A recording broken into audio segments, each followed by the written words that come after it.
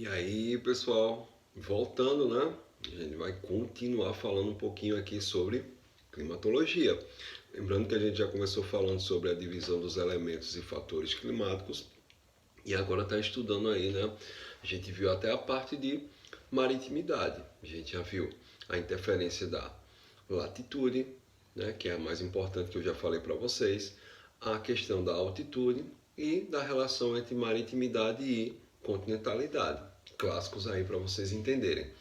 Para a gente fechar nossas ideias aqui sobre os fatores climáticos, a gente vai lembrar também um pouquinho, né? Vamos falar um pouquinho sobre a interferência das massas de ar, clássico também, né? O que é uma massa fria, o que é uma massa quente, o que é que elas interferem aí no processo. E vou falar para vocês também, para a gente fechar nossas ideias, sobre a questão, né, das correntes marítimas. Por incrível, né, que pareça, as correntes marítimas têm uma grande interferência no processo aí de formação, né, climática de algumas determinadas regiões. Vamos lá para voltar? Então, primeiro vamos falar um pouquinho aqui sobre massas de ar. Galera, para você entender o que é uma massa de ar, especificamente é só vocês lembrarem que a massa de ar tem como característica que é um pequeno deslocamento que a gente chama aí, né, da própria atmosfera. Como eu falei para vocês, esse deslocamento da massa de ar se dá pela diferença de pressão. Né? Fiquem bem atentos aí que a diferença de pressão é o que vai dar essa característica específica sobre essas massas de ar. E daí eu posso ter dois tipos específicos sobre massas de ar. Eu posso ter a massa que é classificada, né? A massa fria, né? Que tem como base, né, a composição um pouco mais, né, dos ventos mais frios, o ar mais frio. Só que é bem interessante vocês perceberem, não? Preste atenção aqui, ó. O deslocamento da massa fria, ela se faz, né, pessoal, com a massa quente também, né, com o ar quente também, ó. Eu tenho aqui, ó, uma composição, sempre para vocês perceberem, né, pessoal? Em uma determinada região aqui, ó, vou botar aqui, desenhar minha casinha, ó, minha árvore, certo? Outra casinha, para vocês aí, ó, ficarem. Aqui eu tenho o ar frio, né, se deslocando, o ar frio, ok? E do outro lado, olha, preste atenção aqui, do outro lado eu tenho o que a gente chama do ar, né? Aqui eu tenho o ar quente, né? Para vocês aí perceberem, o ar quente e o ar frio. O que é que vai acontecer? Eles vão se encontrar, né? Eles vão se encontrar aqui nesse processo. Quando tem esse encontro, opa, preste bem atenção aí, galera, ó. Quando tem esse encontro, vai se formar aquelas famosas nuvens grandes aqui, ó, que vão provocar exatamente o que? A formação da chuva, né, galera? Que tem essa característica, aquelas nuvens bem cinzas, bem gigantes que a gente encontra aí nessas suas formações, tem como característica principal essa formação dessa massa que vai formar o que a gente chama daqui, né? Essa massa fria vai formar o que a gente chama de, opa, frente, né, galera? Que o que eu estou explicando aqui para vocês é essa formação específica da frente, né? Esse movimento de encontro aqui do ar frio com ar quente para formar essa frente, né, classificada como fria, certo? A massa quente, né, ou frente quente, como vocês queiram colocar, a massa quente, ela tem como característica principal, né, essa massa quente, ela tem como característica principal também, né, ó, vamos lá, vamos lembrar aqui, né, especificamente também minha casinha, ó, minha árvore, minha outra casinha, a casa no campo, né? Quero minha casa no campo. Então, ó, tem como característica também, ó, a massa quente, que é uma característica de vir a massa quente, e vir a massa fria. Só que essa massa fria, vocês vão observar que ela é um pouquinho menor. Ela tem uma característica, né? O ar frio, né? O ar frio, o ar quente, né? Observe, né? Observe, né, que tem esse encontro específico aí. Nesse caso, a nuvem não vai ter essa formação específica de ser gigante, porque o ar frio ele está pequeno, né? Ele não está combatendo esse ar quente e daí vai provocar a formação de nuvens mais esparsas, né? Ele vai meio que, ó, esse ar quente meio que vai, né, subir aqui, ó, e vai formar as nuvenzinhas pequenininhas aqui, ó. Eu tenho nuvens pequenininhas aqui nessa formação e elas vão subir e não vão provocar chuva nesse processo. Então, ó, a frente fria tem essa característica de formação da composição de lugares, né, de formação de chuva, enquanto a massa de ar quente ela tem essa característica de deixar o ambiente mais quente, né, mais espaço, as nuvens mais esparsas nessas suas formações, certo? Até aí deu para entender sobre essas relações nas massas de ar, né? Foi só para vocês lembrarem um pouquinho as características. Quando eu falo sobre massa de ar, lógico, ou frente, ou o que vocês queiram representar, eu não posso lembrar, né, dos clássicos tipos de chuva, né? Eu vou ter que lembrar aqui para vocês. É bem interessante vocês perceberem, né? Isso aqui já está relacionado aos fenômenos climáticos, né? E eu tenho aqui, né, os tipos de chuva, né? Eu tenho que lembrar esses tipos de chuva para vocês também. É essencial vocês saberem, né, essa característica desses tipos de chuva. Como a gente fala sobre a formação de uma chuva dentro da composição climática mais natural, a gente pode falar de 3 tipos de chuvas clássicos, né? O que a gente chama, né? Vamos lá, de chuva convectiva, que é aquela chuva que acontece principalmente nas florestas, né, pessoal, amazônica. Tem a ver com a transpiração, com a respiração das plantas. O que acontece, ó? As plantas estão liberando aqui gotículas, vamos lá, tá liberando aqui, ó, gotículas de umidade, certo? Essas gotículas de umidade vai subir como um ar quente aqui, ó, o ar quente vai subir, certo? Vai estar subindo aqui esse ar quente. E lá em cima a gente já tem a formação, né, de um ar mais frio, né? Que a gente tem a composição, né, desse ar mais frio que está descendo aqui também. Lembrando que tem essa característica também do peso, né, do ar. Quanto mais frio ele tem maior peso, né? Tem maior concentração. Ok? E no meio eles vão se encontrar formando aqui a nuvem. Ok? Forma a nuvem e vai dar origem, né, à formação da chuva. Essa é típica da chuva convectiva. Essa chuva convectiva, como eu falei para vocês, típica das florestas, tem como característica principal, né, uma grande, né, aquelas chuvas bem abundantes, só que o que acontece é que ela se torna um pouco rápida, né? Vocês sabem, eu já falei aqui para vocês, na Amazônia chove todos os dias, né? Isso é uma característica interessante.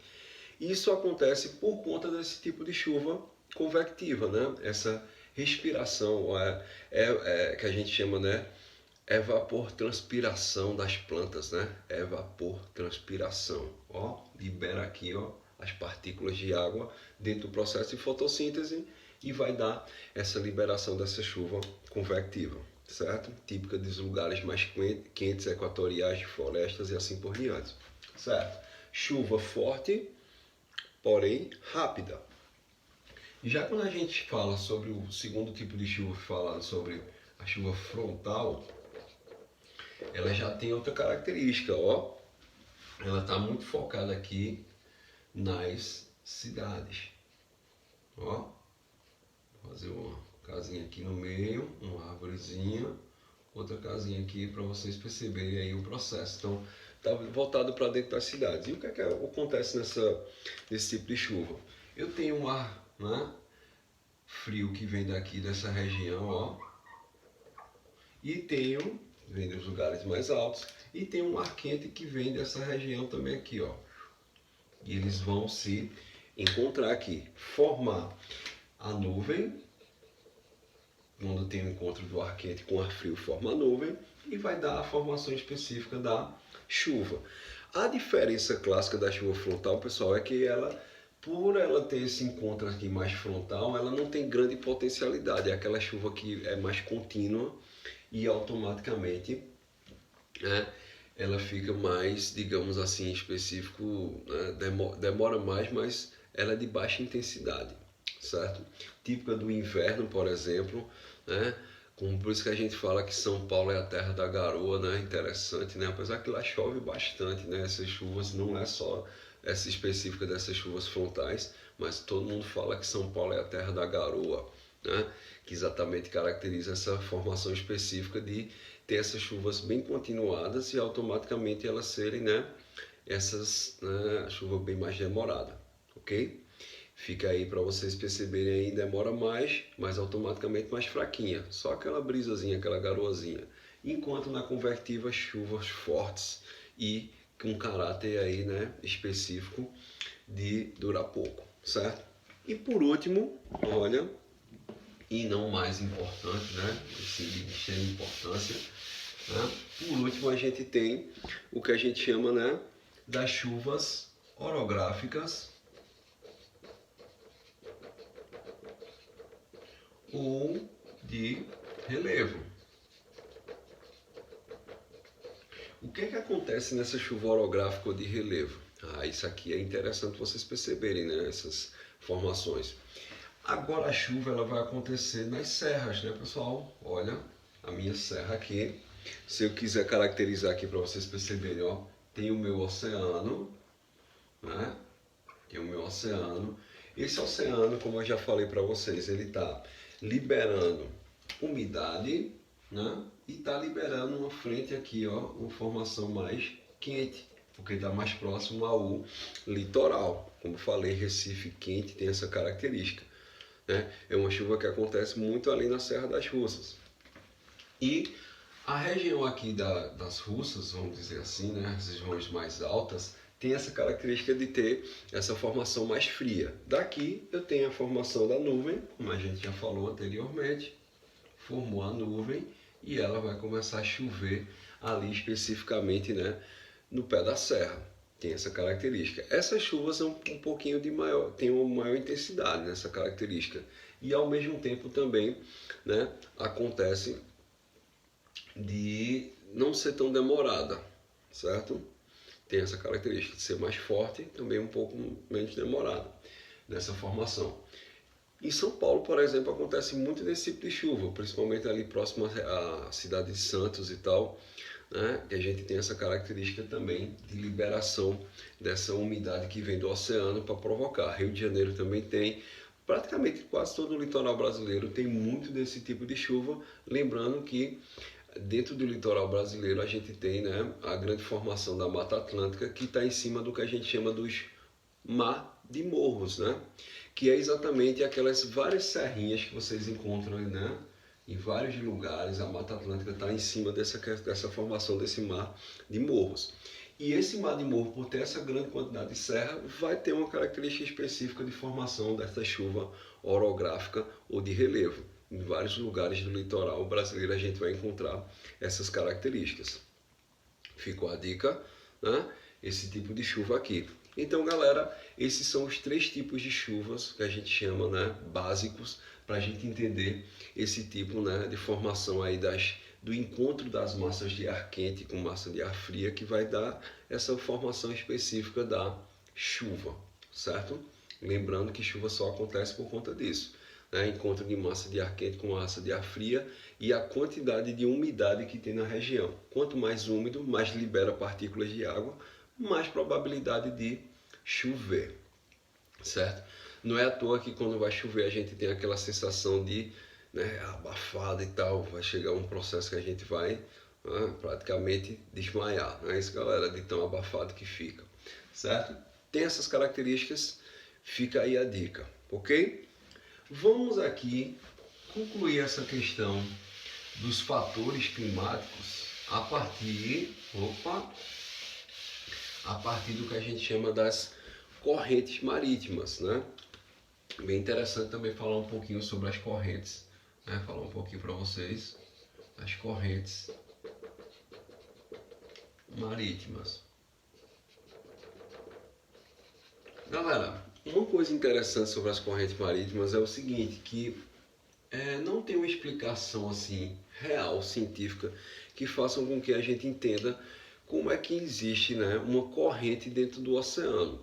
Por que a gente não vai, né, ficar pensando nessa perspectiva? Por que a gente pensa, né, nessa perspectiva? Porque é o seguinte, se vocês observarem, o oceano ele tem geralmente, né, pelo movimento do próprio vento, o movimento e rotação da Terra, vai dar origem à formação das ondas.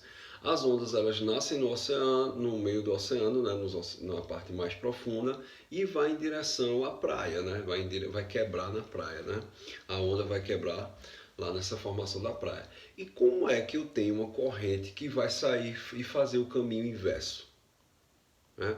Qual seria a explicação científica assim para a gente ter? Muita gente fala aí sobre a formação das marés, muita gente fala sobre a interferência da Lua, né, do próprio movimento de rotação da Terra. É interessante vocês perceberem isso.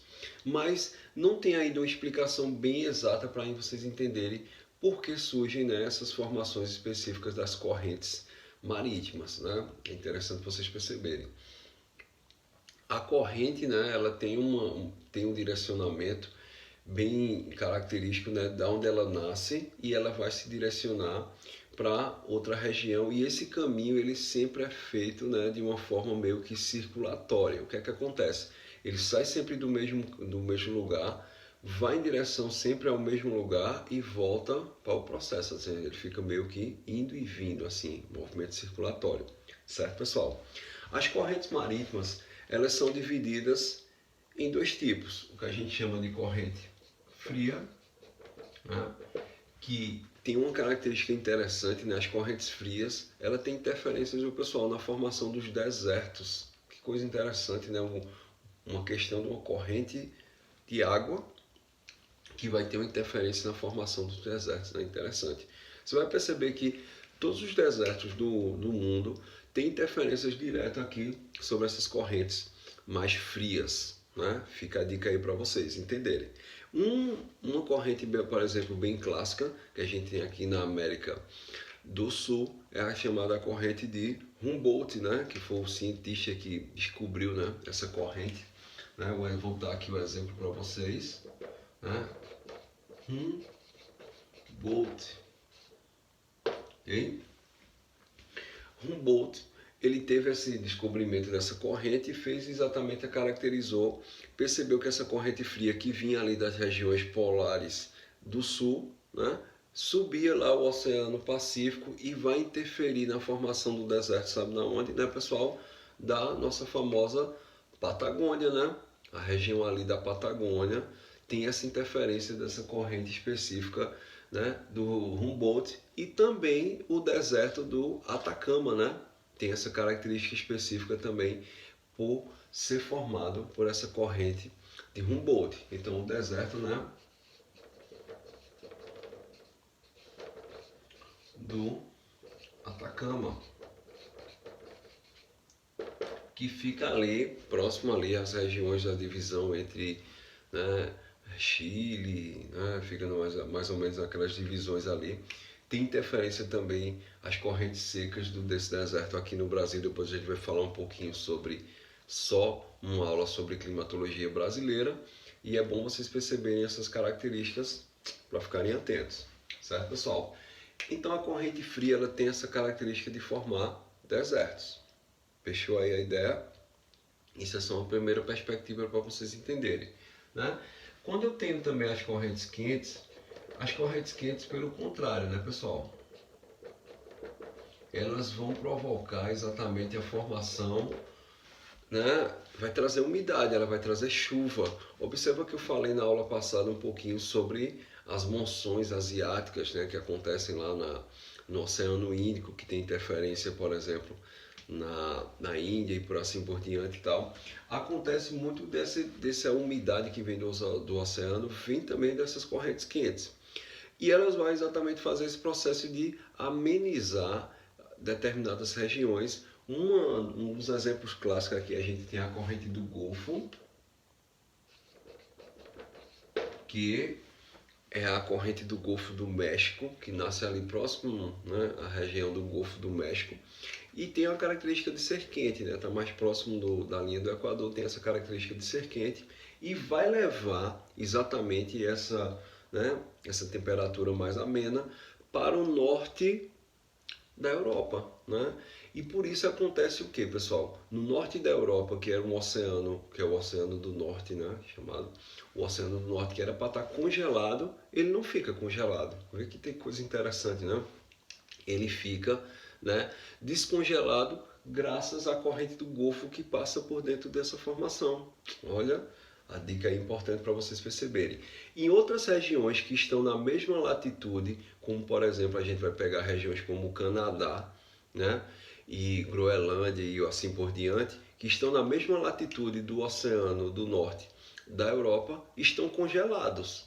Enquanto lá na Europa ele não está congelado simplesmente pela corrente do Golfo. Vê que coisa interessante para vocês perceberem, né? Tem essa característica sobre as correntes marítimas. Galera, e o seguinte, tem essas correntes marítimas que eu estou falando aqui especificamente, as correntes mais famosas, mas no mundo inteiro tem altas correntes, inclusive aqui no Brasil, né? Temos altas correntes que a gente, quando for falar especificamente de Brasil, eu vou relembrar, inclusive tem a corrente brasileira e tal, são algumas características importantes para a gente perceber.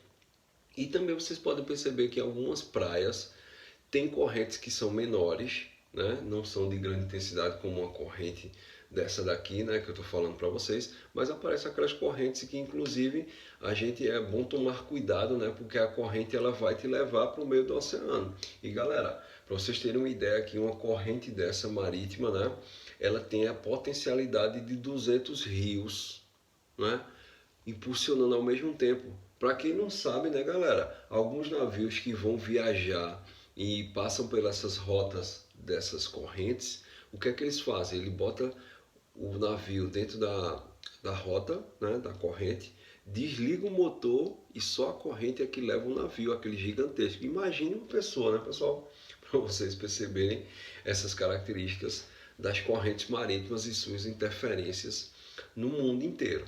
Ok? Fica a dica aí para vocês perceberem essas características das correntes marítimas. Ok? Fechou esse primeiro bloco, deu para a gente ter uma visão geral sobre essas características. Eu acredito que deu, né? Deu para a gente dar uma relembrada sobre outras coisas aí específicas dentro dessa característica, né? Do contexto dos fatores climáticos. Mas para a gente não perder tempo e fechar a aula aqui, né, específica sobre climatologia, eu vou falar um pouquinho sobre os fenômenos climáticos, né? Muita gente me pergunta aí sobre essa questão dos fenômenos climáticos e a gente vai ter que relembrar eles, né, pessoal? Né? Uma parte dos fenômenos climáticos eu já falei um pouquinho, né, no comecinho aqui da aula, quando eu falei sobre os tipos de chuva. São fenômenos climáticos. Tudo que acontece na atmosfera é classificado como fenômeno climático. Fica a dica aí para vocês perceberem, né, essas características. Dentro dos fenômenos climáticos mais clássicos, a gente pode começar falando, né, além de falar um pouquinho sobre a chuva, eu tenho também, né, os fenômenos que são ainda de origem, digamos assim, natural, como por exemplo a gente pode falar aqui sobre os fenômenos climáticos naturais, né? Eu posso falar especificamente agora, né? Uma dica importante para vocês perceberem isso aqui, né? Eu posso falar do El Niño e Laninha, né? Posso falar sobre o El Niño e a Laninha. Isso aqui é importante, né? Para vocês perceberem. É o Ninho e Laninha, né? Tem essa característica boa e interessante para a gente perceber essas ideias. Por que são fenômenos naturais? Porque aqui tem a ver, né, com o aquecimento e resfriamento do Oceano Pacífico Sul, né? O Oceano Pacífico ele pega ali a próxima, ele faz aquela divisa entre a América do Sul e o outro lado, né, do oceano, que pega exatamente parte da Ásia, parte da Oceania e tal. Ela faz essa divisa lá. E esse Oceano Pacífico na região sul, ela tem uma característica bem interessante, né? Que é a água superficial, ela tem um processo de se aquecer ou de se resfriar em um processo chamado, né, anormal aí da composição. Sacou aí a dica? Isso aqui é importante. Ó, galera, ó, quando eu falo sobre o fenômeno classificado como o El Niño, eu estou falando sobre o aquecimento do oceano. Ok? Quando eu falo da laninha, eu estou falando sobre o resfriamento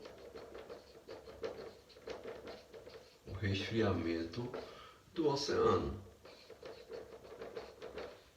Então eu tenho essas duas características aí quando eu falo, né, especificamente sobre o El Niño e a laninha. E o que é que isso interfere nesse aquecimento e resfriamento? Se está aquecendo, né, pessoal, vai aumentar a quantidade de evaporação, vai mudar a circulação atmosférica. Ó, lembre-se que nas nossas cabeças, como eu já falei aqui para vocês, tem uma grande quantidade de ar. Eles vivem meio que circulando assim, ó, em cima das nossas cabeças. Esse ar ele meio fica circulando em cima da nossa cabeça. E quando a gente tem um aquecimento ou um resfriamento, essas chamadas células de ar vão meio que mudar, né? Vão mudar de posição aí nesse processo aí dessas células de ar, né? O cara que descobriu, né, também vai dar o nome a essa célula de ar que está lá em cima do Oceano Pacífico Sul, que é chamada célula de Walker, né? E essa célula vai sofrer esses efeitos, né, sobre a composição tanto no período do El Niño como no período da Laninha. Fica a dica aí nesse processo. O que é que vai acontecer no aquecimento? No aquecimento, essa célula ela vai ficar, ó, dividida em duas células de ar. No meio do oceano vai se formar duas células de ar, pessoal. E o que é que acontece? Né? As nuvens que são formadas, elas geralmente ficam presas, né? Elas ficam lá presas entre as células, né? E a chuva vai acontecer aonde? No próprio oceano. A chuva vai geralmente ficar relacionada ao próprio oceano ou às regiões que estão bem mais próximas do Oceano Pacífico. Ficou a dica? Já nos continentes que estão mais distantes vai provocar o quê? A seca, né? Essa célula vai ser tão grande que ela vai chegar, por exemplo, até regiões como da Amazônia, do Nordeste, né? E vai ter interferência na formação, sim, do semiárido, né, brasileiro, né, galera? Porque essa célula vai ter esse crescimento maior e na nossa região Nordeste vai provocar exatamente essa composição, né, de gerar uma célula que não deixa as nuvens entrar aqui, automaticamente não chove. Ficou a dica aí para vocês perceberem. Então no Nordeste, no período El Niño, a gente vai ter, né, o que a gente chama desse processo de seca, mais na região Nordeste. Fechou?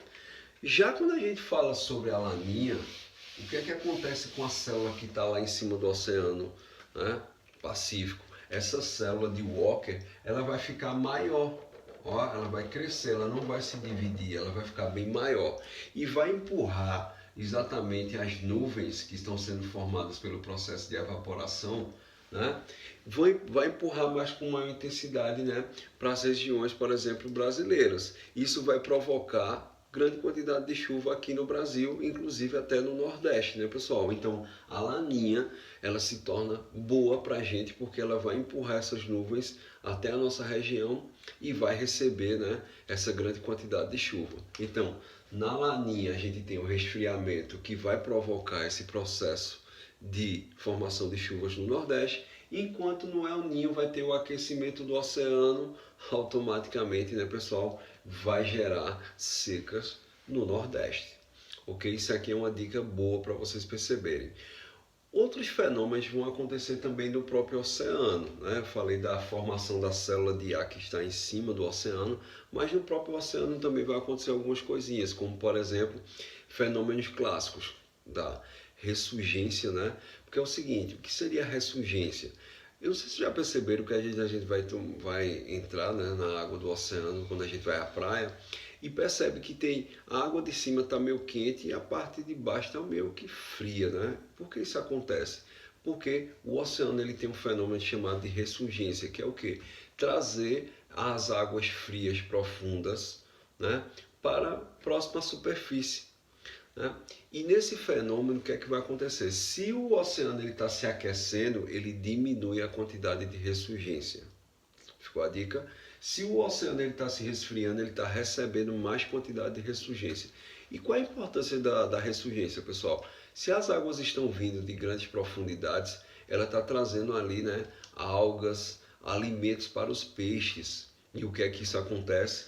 Quanto maior a laninha de novo ganhando no processo, né, pessoal? Quanto maior o movimento de ressurgências, mais fertilidade o oceano vai ter, né? Enquanto não é o ninho que a gente tem esse aquecimento, diminui essa questão dessa fertilidade. Ficou a dica? Isso é importante para a gente perceber aí esse fenômeno do El Niño e a interferência da Laninha, né, no nosso contexto climático, como fenômeno climático natural, certo? Outra coisa que a gente pode falar aqui como fenômeno natural, né? A gente já falou aqui sobre o El Niño e a Laninha. Eu posso falar também especificamente sobre a composição, né? Que é clássico, isso aqui é importantíssimo, né? Falar sobre o famoso efeito estufa, né, pessoal? Eu tenho aqui, ó, falar um pouquinho sobre o efeito estufa. Galera, esse efeito estufa é clássico, né? Cuidado para não, digamos, não confundir. Efeito estufa não é a mesma coisa que aquecimento global. Por que não é a mesma coisa? Porque é o seguinte, como eu estou falando para vocês aqui, o efeito estufa é um efeito natural. E o que é isso, pessoal? É basicamente assim, ó. Eu tenho aqui a Terra, beleza? Lavar de novo a minha casinha, certo? Eu tenho aqui a formação da Terra. Aqui eu tenho a formação do Sol, lógico, né? O Sol ele está emitindo os raios solares, lógico, aqui para a Terra, e esse raio solar ele atravessa a nossa atmosfera, clássico, né? Atravessou a atmosfera aqui, né? Que a gente tem nesse processo de atravessar a atmosfera, ela bate e vai refletir. E a atmosfera, ela meio que segura, ela retém esses raios solares que estão entrando aqui na Terra. Né? Basicamente, do que vem aqui, né, de 100%, fica mais ou menos 50% dentro, né? Mais ou menos aqui, e 50% ele vai passar novamente aqui e vai se direcionar ao espaço, nessa característica.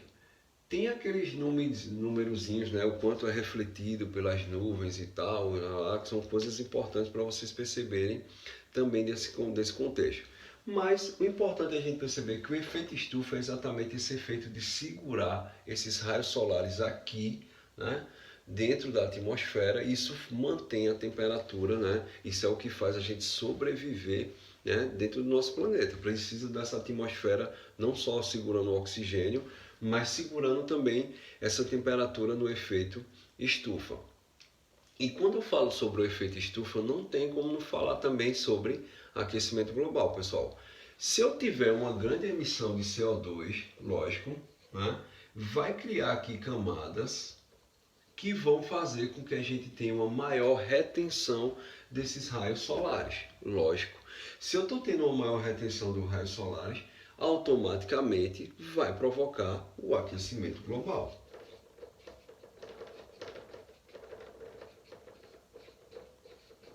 Ok? Então, ó, é de extrema importância você ter essa perspectiva na sua cabeça. Ó. Então, o aquecimento global ele é como se fosse um efeito de ampliação desse próprio efeito estufa. Né? Importante para vocês perceberem essas ideias. Ficou a dica, prestou bem atenção. Isso aqui é importante, viu, pessoal? Eu falei dos fenômenos naturais, chuva, né? El Niño, Laninha, efeito estufa e tal. O aquecimento global a gente já entra nos efeitos provocados também, né, acelerados, digamos assim, pelo homem. Né? Dentro desses efeitos aí acelerados pelo homem, eu posso destacar ainda o que a gente chama da inversão térmica, da ilha de calor, né? E das chuvas ácidas. Né? São características importantíssimas para vocês entenderem, mas a gente vai falar um pouquinho disso aí um pouquinho mais para frente nas próximas aulas. Certo, pessoal? Principalmente quando a gente estiver entrando em climatologia do Brasil, é que a gente vai dar uma ênfase maior sobre essas questões específicas, né, desses fenômenos não naturais. Isso aqui foi só para vocês relembrarem a questão de climatologia, que é massa, clássico, né? São outras coisas que acontecem no nosso dia a dia. A gente às vezes não entende por que está acontecendo, e vai buscar na climatologia e já percebe essas sensações. Beleza, galerinha? Fique aí, né, com Deus e até a próxima. Valeu!